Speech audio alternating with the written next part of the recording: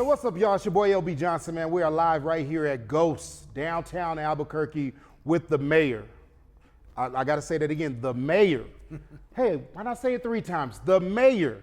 On your 3rd time as the mayor, I want to come out the fence first and foremost. Why? Why do it again? After 3 times, I mean, I know every time you campaign, there's been those that have come against you and talked about what you did or didn't do right. Why do it for a 3rd time? It's a great question. And, you know, I had, I think over the course now of 3 elections, at least 16 people debate me on this issue. So we had, there's 2 reasons really to keep it simple. Look, one is we've been trying to do the real work to make some real progress on really hard issues that are not like an overnight thing. So are adding housing especially. Those take years to do. Creating this alternative response for the police department, the community safety department. Yeah, that's huge. Big projects like the rail yards, transforming that into the film academy. And look, all of them just aren't done. So part of it is that real work and real progress that I wanted to see through. And the second reason, which is unfortunate, but it's to defend our city against what's happening in DC. Wow, that's big. I've been mayor so long. I was mayor when Trump was president the first time. Look. And so I know what he tried to do to us, and now it's just even worse. But we're ready, and that was part of what I ran on. Is we have a program to defend this city as best we can, and we're going to stand up to that kind of hate and division. And so that also made it just for me really important to say, like, we're going to hold us together again. We had to do that the first time around. It was very difficult, but we did, and there was no place I'd rather be than Albuquerque, New Mexico during tough times. Speaking of Trump, and also just, you know, of course, with your election campaign, how do you, and I'm asking more, of course, as a mayor, but also just as a man, how do you work with somebody that is against what you're trying to do? Well, it's hard, and you gotta, the way I look at it is, you know, there's lines that you have to hold the line. You gotta stand firm on clear principles. So for example, like, we're not compromising our immigrant-friendly status. We're not compromising our Office of Equity and Inclusion. However, you know, if he wants to give us money to help redo our transit center, come on now. Hey, thank you. That's cool. So you know, you try and kind of essentially compartmentalize it. Like, we'll work together in areas we agree. And then there's areas we won't work together. Do you? I want to ask this as a politician, because I know as a citizen and, you know, American citizen, how I feel about, you know, Trump in general. But as a politician, as a mayor, when you hear about things like trying to stop DEI and taking things out of, you know, as we're in Black History Month, and basically, for better or worse, basically trying to take away Black History Month, take away the things that we know, you know, how do you feel about that? You know, I think the one of the hardest parts psychologically, like, unless it's personal, right? It's one thing if you're personally being affected by it, but to your point, like, in general, the sad thing is, it's like, we love our country. And, you know, we're supposed to believe in freedom. But that's also freedom of, like, telling your story, freedom of expression, and also existence. So if you're, you know, have dark skin, now you're targeted because of ICE. Like, all of these things to me are un-American. Come on. And, now. like, that's terrible. And I think also it makes people not like government in general. So now it's like, you know, both sides and most of America just hates all government. Sometimes it's because of what Trump's doing, but then it's also because, like, the city isn't helping, or we're in the way on their permit, or whatever it is. And I think, you know, politicians, one thing most of them have in common, they actually kind of like government, right? You got to believe that government. You don't run unless you like it a little bit. You got to believe in the dream. Some of them fake it, but, like, at the end of the day, like, you got to kind of like government. And so, it's kind of like, wow, this is what I really felt like was a vocational calling, and this guy's trashing it. The concept of, like, community, the concept that government can do more good than bad. I mean, it's debatable now. So I've heard so many different breakdowns of MAGA, Make America Great Again. For you, what does that mean to you? Well, I do love history, and I say that because, like, I just read or watch a lot of TV about, like, you know, biographies and stuff, and I think that's not the first time that we've had this. Come on now. And you know, in my, you know, very limited understanding, one is it is a nod to a white male-dominated culture. Like that's what great again refers to for a lot of folks. Facts. Right. I think though, for folks who don't know that history, it's just this classic, like whenever times are tough, what do communities do in general? Well, you blame someone for your problems, Yeah. so that you get like immigrants, like a scapegoat, right? And then you just have all this nostalgia on how life was better before. And so I do think, like from that perspective, it's part of the issue that like these are tough times in America. Outside of all that, and you know, like is the American dream achievable, and what is it, and all that. Like, you know, hey, it does seem like things might have been better 10 years ago. You know, so I think both of those are true. It's crazy because for me, of course, when I hear it, like you said, my first thought is when was it great? You know, when in my time as an African American male, when was America great? So for me, I put up a post and got in a little bit of trouble on social media, of course, because of some of the comments. But they said like, "All right, LB, you're starting to sound like the left or the right." And I'll be clear to say, I'm not Republican, I'm not Democratic. I go with what I believe in. So there's things that I lean towards one way, maybe there's things I lean toward the right. At the end of the day, I don't want to make America great again. I want to make America great. And I think anyone I vote for, I want someone like yourself that is dreaming about making America great to me for the first time. And that was the big scope of things, even when it came to voting. And I'll be honest, I definitely voted for you because, like you said, there were so many projects that you're working on. And to me, it's like, do we put somebody else in here that's going to start all over? Maybe even all the money we've already spent is now wasted, and hope somebody, you know, whoever comes in next picks it up or not? Or do we let him finish what he started? And to me, because I work on the front line, I'm in the war zone every day, Monday through Friday, working with the homeless, with the alcoholics, with the drug addicts. So I see when you're out there, I see when you're making moves, I see when ACS, you know, these things that you put together are actually working. So for me, it was a no-brainer. And it's not a matter of, oh, I'm just voting for him because it's Keller. No, I'm voting for him because I see the work and I see the progress. So to me, hats off for that. I got to say that, like foremost, most definite. Because it's scary, man. It's a scary, we live in scary times right now. And I think we have to be very careful who we put in these next positions. Now, with that being said, as a father, as a husband, and of course as a mayor, what is your biggest fear? First of all, you got great questions. Thank you. And before I answer that, maybe I just want to appreciate, you know, it's like when I, you know, ran for this job or I thought about running for it, you know, you end up having to deal with the biggest issues the city has, which may or may not be what you wanted to do. Exactly. Right? So, you know, I've now spent, you know, much of my work on trying to help the unhoused find pathways out. And it's hard. And you need lots of pathways. So you always need more. Yeah. It's never good enough. But I do know, like, kind of your point, like we are totally different than 8 years ago. Oh, yes. You know, 8 years ago, we literally were doing nothing in that space. So anyway, point is I appreciate you for just noticing that and giving it some love, because a lot of people are like, you know, why are you spending all the money on like the homeless? I'm like, because they need it the most. Yeah. Like that. Why is that a surprise? So anyway. Look, I love dogs, but I mean, let's take care of the homeless first. Just saying. Yeah, Anyways. yeah. Hey everybody, and how are you doing? My name is LB Johnson. I don't know if you heard, but January 31st, I resigned from radio. I retired, y'all. Felt like I've done all I can do in radio, and I had to take a break. I had to stop. And honestly, I don't know what I'm gonna do next, but I've been doing a lot of soul searching, a lot of thinking, and I've decided, you know, out here in Albuquerque, New Mexico, I think it's time for me to run for mayor in 2026. So that's right, y'all. I'm announcing here today that I'm running for mayor in 2026. Oh, I tell you what, you might want to try 2030. Because I got this for the next few years, but we'll see in 2030. As a husband, as a father, and of course as a mayor, what is your biggest fear? You know, let me start with family, because I think at the end of the day, I grew up here, raised my young kids here, and I do worry about like the town they're growing up in, and also the country they're growing up in. Yes. Right. So, you know, I want them to be able to be exposed to things, to be challenged, and see the realities that are in America and in Albuquerque. But, you know, I also want them to have like safe places to play. And I want them to have schools that, you know, don't have a bunch of guns. Come on now. Yeah, and yeah. so, yeah, I worry about school shootings. I mean, I worry about them. They're not quite in high school yet, which like is great because I'm really worried when they're older.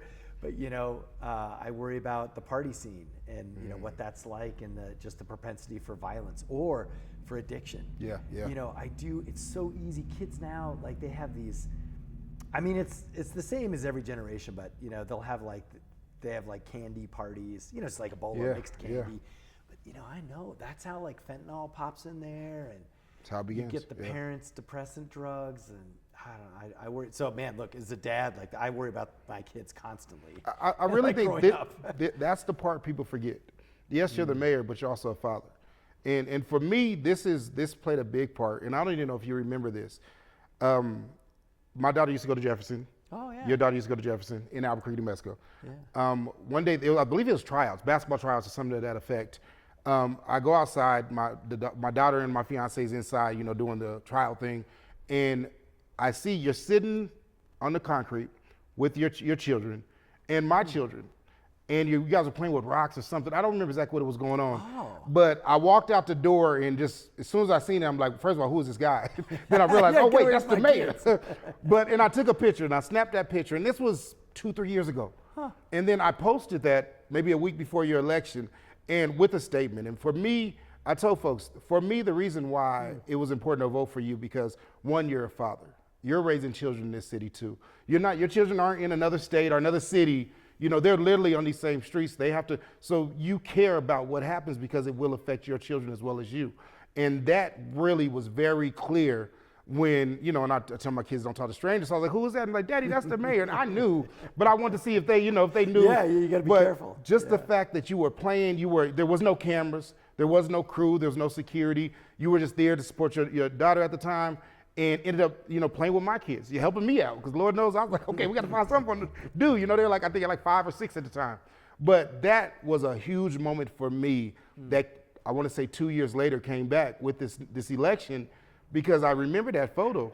And it was a time when I had too much stuff in my phone, so I had to delete some of it. And I remember someone told me, don't delete that photo. Because I was like, well, I'm never going to use it. Why? You know, I just took it. I don't know why. And then when I started seeing the conversations about you and about if we should vote for you for a third term, and you know, people were kind of swaying. I'm like, for me, it was clear already. And again, I want to be very clear that I didn't vote for you just because I did the research. I seen your work. I seen what you've already done and what you're still doing. But then even that moment of being a father, the scariest thing right now in America is for us fathers. Like, we're raising our children and praying things get better. Like you said, the candy parties. And you know, it's crazy that I have to teach. I have an 18-year-old, and I have to teach her, hey, bring your own water bottle, bring your own ice. Don't drink anything. Don't get nothing out the punch bowl. You know, it's like, it's these things that it might seem minimal, but it's so important, because nowadays we're not in the same world. Yeah. And some individuals will think it's funny to, you know, put drugs or alcohol or things like that, you know, into what everybody's sharing. So it's so important to me. I want to talk for a minute about Martin Luther King. Of course, we're in Black History Month. And I have to say this, because if you follow me on social media, you know, majority of black people, we're not too happy about Black History Month, and I want to say why. It's not that we don't appreciate or like it, but we're black 24/7, 365 days out of the year. So as much as we appreciate the month, we don't stop being black. So that's why, yeah, we'll celebrate, we'll do what we do, but I want some of y'all folks that don't know, just realize, say Happy Black History Month in March, in May. We okay with that, okay? You don't just have to do it in February, okay? But I seen you at the Martin Luther King Jr. March, which was a pleasure. And it wasn't a shock to see you there, because I've seen you at the Juneteenth every year. I've seen you during the George Floyd March, you know, the protests, you were out there. It's like you've stepped up and came out every time there's something, and not just for black folks, but for Mexicans, Hispanics, for everybody. And that's what's important to me as a leader. Somebody that we want to get behind and hope supports us. Someone that's not just showing up, you know, for the quick photo, but actually seeing what's going on and seeing how you can be involved or already involved and helping make it what it is. So I want to ask you, how would you say Dr. Martin Luther King's dream aligns with your vision as a mayor? Well, I'm digesting a lot of what you've shared, and I think first before I answer that, I remember the picture now. Yeah. And first off, thanks for just sharing that aspect. I know, because I know you gotta have taken a lot of hits for that. Oh yeah, yeah. But I appreciate you acknowledging, you know, all of our stories, including, you know, a little bit of mine. You know what we were doing? We were they were chalk drawing. Yeah, yeah. And but they ran out of chalk, And so I was showing them they could just use a rock. Oh, you look, know, look, like you see, just, you know. that's so old like, school right anyway, there. I was like, you guys don't need chalk. And so it's funny, I totally remember that because I don't think I've ever, you know, it's been a while since I've drawn on that a was sidewalk literally like with a rock, it had to be at so. least 3 years ago. But to your point about the vision of Martin Luther King, and I mean, I think there's two things. One is I got to acknowledge that's the one march we also try and do like with the kids. Sometimes they're with me, sometimes they're not. Yeah. But just to your point, kind of about family, and it's also because it's a great. Well, one is it's the right distance. Like there's a lot of good things about that march, but you know, State Fair Parade is like huge, and anyway, it's a whole other thing when you have young kids. But point is, I got it good. I can't walk too long. I'm fat, y'all. I ain't doing no 3 miles, okay? Like, in and out. Sorry. And, but you know, it touches on, I think, something that first off, New Mexicans. I can at least speak for this as like a white guy from New Mexico. Look, the amount of Black history I got growing up was close to zero. Yeah. And it was certainly only in February. Come on. You know, I am young enough. I remember when that started actually, and so. We just in general, but especially the Black community is a vibrant part of Albuquerque, and a lot of people don't know that. I certainly didn't know that until I was an adult, and so we want to make sure that you know, we're trying to lift up some voices that aren't always acknowledged, and we've got kind of the tricultural myth, right? Yeah. And we're actually pretty good at that. Like I think in general, right, we're very strong on our Hispanic heritage. I agree. And on our Native American heritage, and that's awesome. We should be. But you've got a vibrant Black community with a strong history here, and an Asian community. I do a lot with them. So anyway, but to your point about the vision, I think there's two parts. One is the belief in community. And I think the idea that people live in a city for a reason. And off the top of our heads, we think it's like for a job or for like school or for like a house. But the reason why that occurs is because like there's a group of people who collectively decided like we should live in this place together, and we got to go to school together. We theoretically have to go to the library together. We go to church together, even if it's in our own faith community. And so I think that's like that to me. That has been part of his message throughout it. And you've got to make that community a welcoming place where everyone wants to be. So there's this notion of belonging that I think is not necessarily. It's told through the lens, obviously, of him and his lived experience, but I think it's super relevant to everyone because we all want that. And then the second thing is, you know, more basic around civil rights. And look, what is now under attack. Facts. So what it means to me now, like I thought MLK was even more powerful this year in the lens of what ICE is doing. Yes. Because to me, that is a throwback, right? Like whether it's the dogs or pulling people out of the car. When I see the black and white footage of the South, right, that I didn't live in, but when I see that, and now I look at Minneapolis, it's like the exact same thing. And so that's why I think it really was powerful. You hit it on the nail because it's crazy. It's funny, we were talking about this a little earlier. It's because, okay, so and I don't want to spend too much time on Trump, but I want to get this out. It felt like DEI came under attack. And to me, it felt like he was going after a certain type of person. He was going after African Americans. He was going after poor. You know, I feel like he targeted certain individuals. And that's me as a father, as a man, as a business owner, all of the above, that attack. But then, like you said, when you look at Minnesota and what's going on right now, first of all, the first 2 murders are not Black. They're not even of color. They're white Americans. And they're people with history that is like, this wasn't the plan. I know, well, first of all, I don't think anyone planned for murder, but this is where if you didn't think it was out of control, if you didn't think somebody made some mistakes and we need to rethink this, now we see it. So it's like, how do we walk it back? And that's the scary part, is because they're not even doing that. Yeah. But for us, I think as a society, this is what we got to start looking at. We talk about a lot. We want everybody to get out and vote, but it's like when you're voting, when you're looking at your politicians, look at their history. Look at what they're doing. And I'm not just talking about the president, I'm talking about everybody, because, you know, even your elected officials, your Senate, you know, all the way down to your counselors over districts.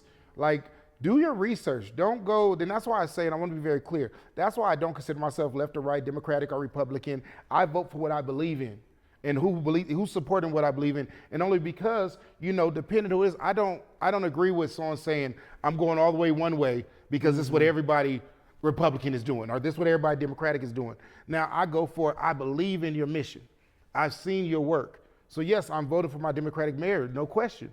But if you were Republican, if you're independent, because of your beliefs, it wouldn't change my vote. And I think that's what it should come down to. Yes, we got to put labels on it, But at the end of the day, I think what's important is, what are you doing? What is the support? What is the vision? And that's why I asked about Dr. Martin Luther King, because like you said, right now I believe his dream is almost under attack. Yeah. But I love what you're doing, because I feel like you're counterattacking it by staying focused. You're dealing with the real issues right now, which are homelessness, drug addicts. It's happening. We can't stop it. I went to Chicago. I went to Louisiana. They're everywhere. I put on my post and I was telling folks, like, this isn't just Albuquerque, New Mexico thing. It's not just a bunch of homeless here. Everywhere you go, it's like never before. Okay? The one great thing is that there are resources, there are avenues. A lot of people don't even know they exist, but ACS is literally on the platform every day, all throughout Albuquerque, grabbing folks, and then they're bringing them to places like, and I got to shout out where I work, and they didn't pay for this, but State of the Heart Recovery. It's a recovery where we're getting, folks off the streets, homeless and addicts, and putting them in detox, and then getting them into housing. Like, that's the goal, that's the dream, that's the plan. That's keeping Dr. Martin Luther King's dream alive, is by taking care of others. We don't care about the color. And that's the craziest thing about the world today is, especially if you deal with homeless people, is there's not a particular race that you can say, oh, all the black people are homeless. No, especially if you come out here to Albuquerque, New Mexico, everybody, it's homelessness, poverty doesn't have they don't care what you look like. They don't care how much money you make. Bottom line is, everybody's struggling, and we need we need a lot of people that actually care, that actually say, what can I do to help? How can I help? Before we get out of here, I want to ask you, what is your dream? We talked about Dr. Martin Luther King's dream. We talked about how that aligns with your vision. But what is your dream for the future? As you come into your third roundabout, what is your dream for the city? I think it is all about, and again, having grown up here and stuff, I just feel like Albuquerque has always been one of the most unique and special cities in America. So the good thing is, like, we kind of are that dream, but we're always dragged down by these deep things around poverty, around addiction, and around, there's a lot of self-hate in Albuquerque. Yeah, facts. And so my dream is that Albuquerque just achieves its full potential, and that we can actually, like, love our city, not just like love our city and also like bag on it because we're 50th and everything. Yeah. And so, and I've seen that, like, in other places in America, they have this. Like, there are people who grew up in, you name, like Tucson, and they're like, our city's baller. We might have some issues, but like in general, this place is awesome. Y'all. And but like that's what I want. That's what I want for Albuquerque. Yeah. And a little bit is too. So for families that are growing up here too. So like people may stay or leave, but they're like, yeah, I grew up in an awesome place, awesome place in America, and and we got a long ways to go on that. It's tough. Yeah. But that's definitely the local dream. I mean, there's other. Of course, I want all sorts of things nationally to change and things like that. But like, that's the dream for Albuquerque. It's not to change who we are. Yeah. Right. We got to stay a little raw, a little gritty. Yeah. And like true to our cultural core. But that doesn't mean we can't all have like good economic opportunity. Come on now. Right. Yeah. Doesn't mean that we have to have, addiction and homeless running rampant. Right. We can definitely do better. And that's what I'd love to see, those two things just go in the same direction. I think it's amazing because what you just said is your dream is slowly becoming a reality. That's the amazing part of it, that there's hope because we can see that. It's something that we can visualize, and we're already seeing it slowly, come to pass. I want to ask you these questions, and these were that some people put on my social media, and I have to ask them. Okay, somebody gets arrested. Let's say a homeless person gets arrested. They go to jail, they go before the judge. How much pull or how much say as mayor do you have with what they're charged with and what they're convicted of? Zero. But it is a lot of people think mayors control everything. And in some ways it's kind of like, what's cool about being mayor is you have a lot of impact. But man, the judicial system, like those branches are separate, let me tell you. And also even the criminal code, so what you charge them with, 100% different. And just like, it's weird because it's like people forget at the city, they get it in DC, but at the city we have branches of government too. So who writes the laws? City council, or the state legislatures. The mayor doesn't get to pick and choose the laws. and I don't get to pick and choose how people get treated. That's up for the judges. Mayor, when you finally decide, because I don't know, you might run for a fourth time, but when you finally decide to retire as mayor, what would you like your legacy to be? Well, part of it is that we made real progress towards that dream, towards that vision that I shared. That's the most important thing. I think given the context, you know, I hope people will say, man, this guy guided us through some really tough times. And when we came out, like, we were better for it. Yeah. And that has to do with a lot of those long-term investments and things like that. So that, you know, the next mayor, they're not going to have to recreate a system to help the homeless. Because, like, we spent 10 years building it, you know, because it didn't exist before. The next mayor's not going to have to fix up the rail yards because, like, we already did that. And I do think historically, it's why I'm grateful for a third term, we kind of stopped and restarted for 20 years on a lot of these big things. And so, you know, knock on wood, when it's my time, hopefully at least they'll argue about all new issues. There you go. Because we finally I like you took said that, care of argue some about old new issues. issues. They're still going to be arguing, just new issues. Yeah, there you go. Mayor, thank you for taking you. the time. I appreciate Appreciate you it. so Great much. questions. Salute, man. Hey, Keller, LB Johnson, Shut Up and Talk, the podcast. Checking my fresh. I'm in the building, yes, they checking